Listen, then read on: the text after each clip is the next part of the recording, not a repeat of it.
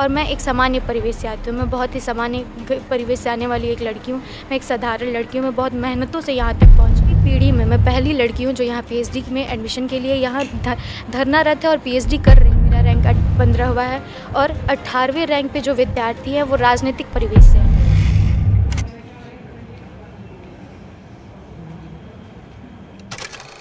मेरा नाम अर्चिता सिंह है। पीएचडी एडमिशन में हो रहे अन्याय के विरुद्ध मैं यहाँ सेंट्रल ऑफिस में आज धरने पर बैठी हुई हूँ। मेरा पूरा मामला यही है कि मेरा ईडब्ल्यूएस में सर्टिफिकेट मैंने अंडरटेकिंग दे के डाउनलोड किया था और डिपार्टमेंट को काउंसलिंग के समय दिया था। सबसे पहले क्या होता है, जब आप फॉर्म फिल करते हैं पीएचडी का बीएचयू पोर्टल पे, तो आपको केवल ईडब्ल्यूएस के लिए ऑप्शन आते हैं। आपके पास ईडब्ल्यूएस है कि नहीं है, अगर है तो आप यस करें, नहीं है तो नो करें। मैंने यस किया था। मेरा इंटरव्यू के लिए कॉल आया। काउंसलिंग के समय 4 बार वेरिफिकेशन होता है। विभाग के द्वारा मुझे अंडरटेकिंग दी गई और मेरा पुराना ईडब्ल्यूएस प्रमाण पत्र लिया गया। अंडरटेकिंग का तात्पर्य ये होता है कि अगर आपके पास कोई डॉक्यूमेंट नहीं है तो आपको एक समय अवधि दी जाती है, उसके अंदर आपको नया डॉक्यूमेंट लाके सबमिट किया जाता है, देना होता है, और उसके बाद वो आपकी प्रक्रिया चलती रहेगी। तो मुझे भी अंडरटेकिंग दी गई। मेरा वेरिफिकेशन किया गया। 4 बार वेरिफिकेशन होता है, 3 ऑफलाइन 1 ऑनलाइन। सभी वेरिफिकेशन में मुझे ईडब्ल्यूएस कैटेगरी में ही रखा गया। मेरा इंटरव्यू ईडब्ल्यूएस में हुआ, मेरा रिज़ल्ट ईडब्ल्यूएस में आया।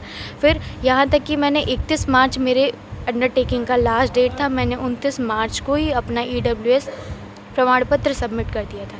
फिर भी प्रशासन के द्वारा मुझे पेमेंट क्यों नहीं भेजा जा रहा है। यहाँ तक कि अगर आप पोर्टल खोल रहे हैं तो पेमेंट लिंक पे मेरा ही नाम आ रहा है, अर्चिता सिंह शो कर रहा है पेमेंट लिंक भेजने के लिए। फिर भी प्रशासन और विभाग मिलके पेमेंट लिंक मुझे नहीं भेज रहा है। सबसे पहले तो मैं ये कहना चाहूँगी कि मेरा रैंक 15 हुआ है और 18वें रैंक पे जो विद्यार्थी हैं वो राजनीतिक परिवेश से हैं और मैं एक सामान्य परिवेश से आती हूँ। मैं बहुत ही सामान्य परिवेश से आने वाली एक लड़की हूँ। मैं एक साधारण लड़की हूँ। मैं बहुत मेहनतों से यहाँ तक पहुँची हूँ क्योंकि मेरे पूरी पीढ़ी में मैं पहली लड़की हूँ जो यहाँ पीएचडी में एडमिशन के लिए यहाँ धरनारत है और पीएचडी कर रही है। पूरी पीढ़ी में मैं इतनी मुश्किल को सहने के बाद आज यहाँ पहुँची हूँ। और यहाँ क्या हो रहा है, 2 तारीख को मैंने यहाँ एप्लीकेशन दिया कि मेरा पीएचडी में एडमिशन, जब मेरे सारे डॉक्यूमेंट सही है, मैंने सारे आप जैसा विभाग ने बोला मैंने वैसा किया, फिर मेरा पेमेंट लिंक क्यों नहीं जारी किया जा रहा है। मैंने यहाँ वाइस चांसलर को, रजिस्ट्रार को, एकेडमिक रजिस्ट्रार को, कंट्रोलर ऑफ एग्जामिनेशन के पास ईमेल किया था, हार्ड कॉपी लाके सारे डॉक्यूमेंट्स के साथ दिए थे कि ये ना रहे कि आपके पास ये डॉक्यूमेंट उस समय नहीं थे। मैंने 2 तारीख को ही सारे डॉक्यूमेंट्स के साथ एप्लीकेशन भी ला के दिया है। उस ईमेल का कोई जवाब नहीं आया, मेरे एप्लीकेशन पे कोई कार्रवाई, सब यही कह, मैं जब भी आके पूछूँ यहाँ भेज दिया गया है, वहाँ भेज दिया गया है। सेंट्रल ऑफिस में होता कहा जाए विभाग जाके बात करिए, विभाग जो नियम लेगा वही पे विभाग जाओ, तो विभाग से बोला जाए कि सेंट्रल ऑफिस नियमों के अनुसार जो नियम होगा उसी के आधार पर आपका एडमिशन किया जाएगा। और सेंट्रल ऑफिस का क्या ईडब्ल्यूएस में अंडरटेकिंग मान्य नहीं होता, जबकि आप बीएचयू में जितने भी विभाग हैं, किसी भी विभाग में आप खुद जाके पूछ सकते हैं, देख सकते हैं। हर एक प्रोफेसर ये बोलेगा कि अंडरटेकिंग लेके हर विभाग एडमिशन करता आया है। फिर मेरे लिए ये नया नियम क्यों लगाया जा रहा है। मेरा रैंक 15 है, उसका रैंक 18 है, उसका राजनीतिक परिवेश है, इसलिए मेरे लिए ये नियम लग रहा है।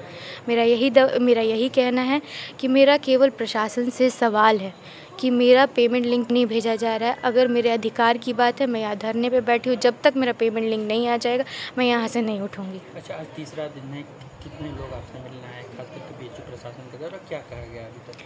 देखिए, आज तीसरा दिन है। बीएचयू प्रशासन मेरे से पहले दिन ही मिलने आया था, जिस दिन मैं धरने पे बैठी थी। सबसे पहले 2 घंटे के अंदर ही विभागाध्यक्ष आए थे। उन्होंने प्रयास किया कि मैं धरने से उठ जाऊं, क्योंकि ये लोग मेरे बिहेवियर से अच्छी तरह वाकिफ़ है। मेरा यूजी पीजी यहीं से है, तो मेरे बिहेवियर को ये लोग अच्छी तरीके से जानते हैं। तो ये जानते हैं कि मैं बहुत सीधी सादी नॉर्मल सी लड़की हूँ। तो मुझे वो वही बातें कह रहे थे कि तुम तो बहुत अच्छी लड़की हो, तुम पढ़ाई लिखाई सभी चीज़ों में तो हम तुम्हें जानते ही हैं, तुम धरना मत दो। इसमें थोड़ा टेक्निकलिटी प्रॉब्लम है, तो थोड़ा टाइम टेकिंग है, इतनी जल्दी नहीं होगा।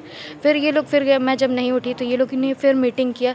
फिर शाम को फिर सभी एक साथ आए, वाइस चांसलर जो भी है सभी लोग एक साथ हैं और सभी ने मुझसे सभी यही कह रहे थे, सभी मुझे आश्वासन दे रहे थे और कह रहे थे कि उठ जाओ। मैं जो 10 दिन टाइम लग रहा था अब वो मंडे तक में हो जाएगा, ऐसा आश्वासन मुझे दिया जा रहा था कि मंडे तक का टाइम दो, मंडे तक मैं इसका निर्णय कर दूंगा। क्योंकि यूएसीबी की कमेटी के पास ये निर्णय, यूएसीबी की कमेटी में जितने मेंबर्स हैं मैं उन मेंबर्स के बारे में भी कुछ बताना है। मैं उन मेंबर्स से भी पर्सनली जाके मिलने का प्रयास की हूँ 2 से 15 तारीख के बीच में।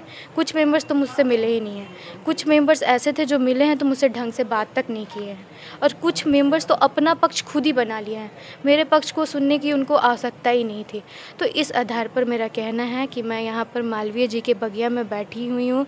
ये संसदीय क्षेत्र है प्रधानमंत्री का। मैं प्रधानमंत्री नरेंद्र मोदी से भी ये निवेदन करना चाहती हूँ कि मेरे साथ अन्याय हो रहा है, इस अन्याय के खिलाफ वो मेरी सहायता करे, मेरा साथ दे। मैं यही अपील करती हूँ। पिछले कुछ दिनों में इस तरह की अनियमितताएं देखी जा रही, तो क्या बेचू प्रशासन जानबूझ के इस तरीके का रवैया कर रहे हैं, किसी खास का चाहते हैं कि एडमिशन हो जाए या अपनों का चाहता है? देखिए, जानबूझकर कोई ऐसा रवैया नहीं करता है, ये तो मैं कहूँगी, लेकिन प्रशासन में थोड़ी आलसपन कहे या थोड़ी अनियमितता कहे, आप समझ सकते हैं कि ये प्रशासन की गलती है। प्रशासन में कुछ ऐसे अधिकारी बैठ गए हैं जो थोड़ी आलसीपन दिखा रहे हैं। मैं बस यही कहना चाहूँगी। अगला कदम क्या होगा? कितने दिन धरना रखवाएंगे? जब तक मेरा पेमेंट लिंक नहीं आ जाता, मैं यहाँ से उठने वाली नहीं हूँ। मेरे ये अधिकार की लड़ाई है। मैं यहाँ किसी और तरह की लड़ाई नहीं लड़ने आई हूँ।